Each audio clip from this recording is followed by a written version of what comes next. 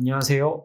법무법인 금성 화재소송센터 김호영 변호사입니다. 오늘 소개해드린 사건도 창고 건물을 임차를 해서 도지코인, 라이트코인 같은 가상화폐를 채굴을 하다가 불이 난 사건입니다. 피고들은 창고에 채굴기를 설치를 하고, 창고에는 원래 채굴을 위한 전기 설비나 환풍구 이런 것들이 설치되어 있지 않았기 때문에 이런 전기 설비나 환풍구 같은 것들을 피고들의 비용으로 설치를 한 다음에 채굴 작업을 시작을 했습니다. 이렇게 피고들이 채굴장 시설을 갖추고 운영을 하던 중에 2022년 4월경 채굴장 내부에서 화재가 발생했습니다. 불은 채굴장과 채굴장 건물 옥상에 설치된 태양광 발전 설비를 전소시켰고, 그 인근에 있는 원고가 소유하던 다른 창고 건물까지 불태웠습니다. 의뢰인인 원고께서는 채굴장 안에서 불이 났기 때문에 당연히 피고들이 손해배상 책임을 져야 된다, 이렇게 쉽게 생각하시고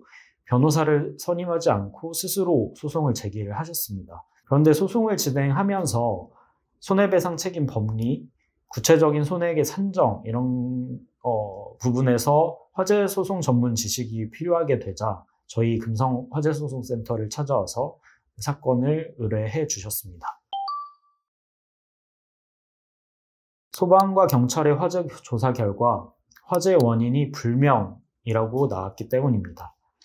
조금 더 구체적으로 설명을 드리겠습니다. 화재 조사 결과 불이 채굴장 내부, 그것도 채굴기가 놓인 철제 선반 부근에서 난 것은 화재 조사 결과 그렇게 밝혀졌습니다. 그런데 화재 원인이 문제였습니다. 소방은 방화 가능성이나 가스 누출, 부주의 요인은 모두 배제를 했습니다.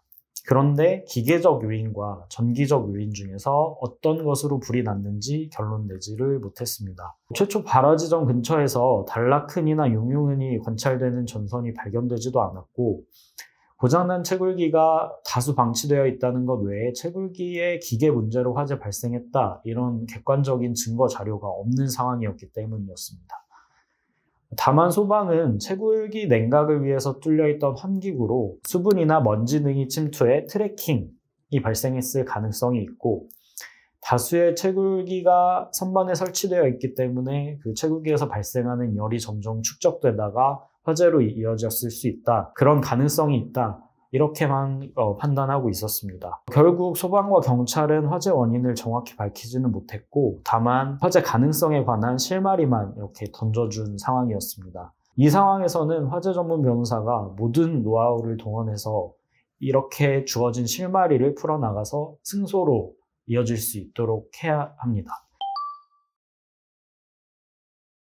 의뢰인이 불로 손해를 입은 창고 건물 2개를 각각 다른 법리로 풀어가기로 했습니다. 피고들에게 임차한 창고 건물은 채무불이행 책임 법리를 적용을 하고, 임차하지 않은 다른 창고 건물은 공작물 책임 법리로 구성하기로 한 것입니다.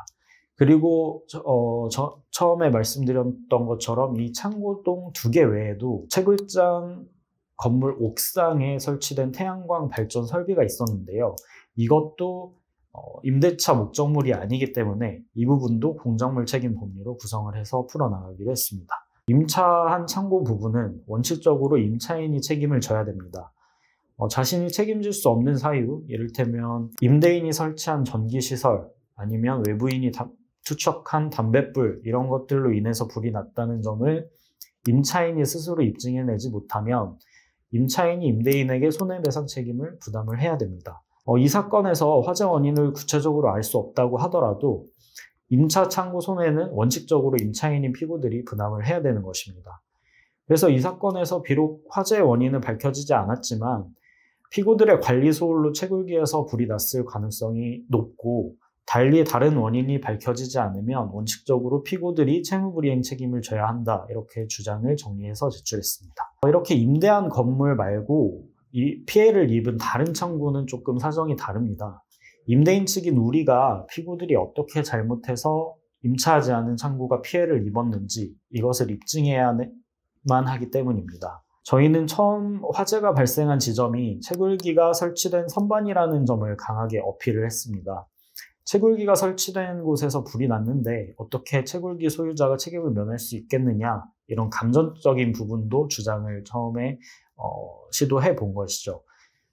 그리고 다음으로는 구체적인 법리로 공략을 했습니다.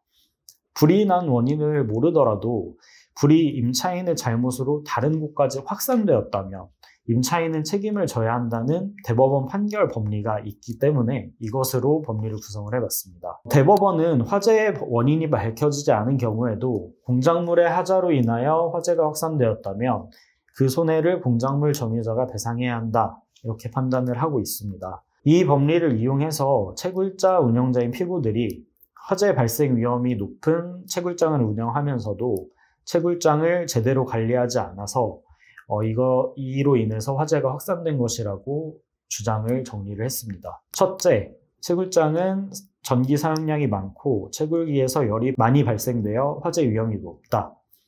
둘째, 화재 위험이 높은데도 자연 환기를 이용한 냉각시설 외에 다른 냉각시설을 설치하지 않았다. 그리고 셋째, 채굴장에는 과전류로 인해 고장난 채굴기들이 다수 방치되어 있었는데 이것을 보면 피고들이 채굴장 관리를 제대로 하지 않은 것을 알 수 있다. 그리고 마지막 네 번째로 화재 위험이 높은 채굴장을 운영한다면 화재가 발생했을 때 곧바로 조치할 수 있도록 상시 근무 직원을 두거나 아니면 화재가 확산하지 않도록 적절한 소화시설, 방화시설 이런 것들을 설치했어야만 했지만 그런 조치를 전혀 취하지 않았다. 이렇게 주장을 정리를 했습니다. 재판부는 저희 금성화재소송센터의 주장을 그대로 받아들여서 원고의 피고들에 대한 청구를 인용하는 의뢰인 승소 판결을 선고했습니다. 이 사건은 피고들이 항소하지 않아서 1심 판결이 확정이 됐습니다. 피고들은 원고에게 판결 원리금도 전액 변제를 했습니다. 그렇다면 여기서 모든 것이 끝난 해피엔딩이었을까요? 그렇지 않습니다. 피고들은 너무 억울했는지 또 다른 소송을 제기를 했습니다. 이번에는 원고가 아니고 원고의 형제에게 손해배상을 청구하는 소송을 제기를 한 것입니다.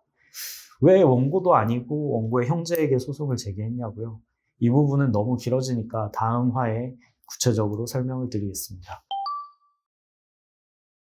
오늘 사례에서 보신 것처럼 화재 소송은 끝날 때까지 끝나는 것이 아닙니다. 굉장히 긴 시간이 필요하고 또 많은 부가적인 소송들이 발생할 수 있습니다.